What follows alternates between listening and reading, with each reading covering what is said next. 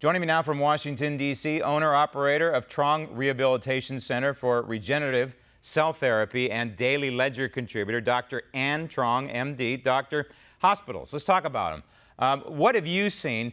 What did you see during, I don't even know where we are in terms of this, quote, pandemic in this country, because you just simply can't believe the numbers. But let's say a month ago, your hospital that you work in was pretty much cleared out and got ready for this surge of cases that never came. In the meantime, there are bills to pay and there's no patients in the beds. So I would imagine that the hospital where you work right now is probably sustaining a little bit of a financial crunch.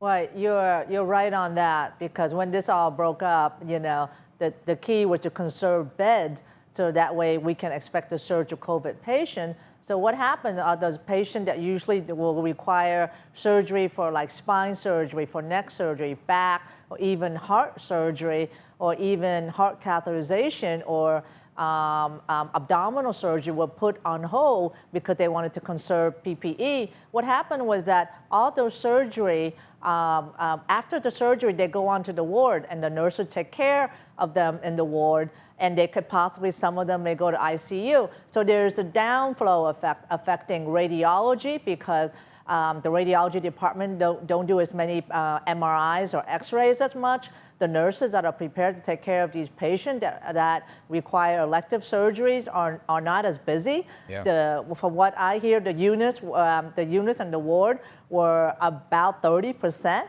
30% full. So what's happening was that the nurses are now, they're starting to find things that they need to do. Like what I heard was some of the nurses are now doing housekeeping duties just so that they have hours and get paid, and that, some of them are required to use their paid time off to supplement the pay they will get. So you're right. I mean, holding off elective surgery was something that brought on more the negative effect than we anticipated at this point. And I have a lot of patients that are nurses, and they're saying that they're being asked to take vacations next week or the following week, just to use their time off. And elective is not even the right word. We shouldn't be calling it elective surgery when you're talking about heart stents and things like that. What we should be labeling this as non-coronavirus related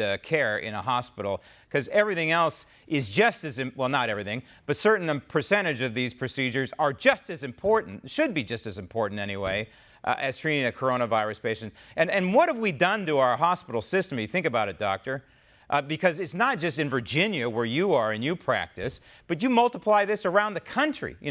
Virtually every governor issued the same orders. Hey, stand down and wait for the flood that never came. There is some good news here, I guess, if you believe Dr. Fauci, and I don't believe everything that Dr. Fauci says, but he's talking about a treatment that could be at hand.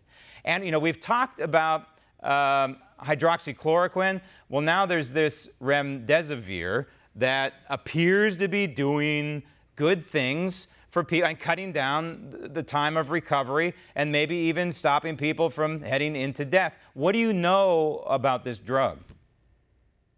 Well, remdesivir is actually what they call a nucleotide analog. So how it works is that it goes into the cell and it stops the virus from replicating.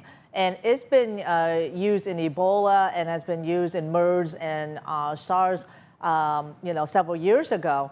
And so there's a study that came out around in March that looked at about 397 patients, and they found that it was helpful in patients with severe COVID-19 disease who are hospitalized, and that it accelerated their recovery by 31%. So they go home faster, but they didn't show any changes in fatality rate at this point. So Dr. Fauci is a little encouraged about it, but still we need to have more clinical trials, randomized placebo-controlled trial. I want to mention also there was another study that came out in Lancet of this week from China around between February to March that shows that remdesivir is no better than placebo. So, you know, it's still out there to need to be determined. So there's a positive case and there's a negative case.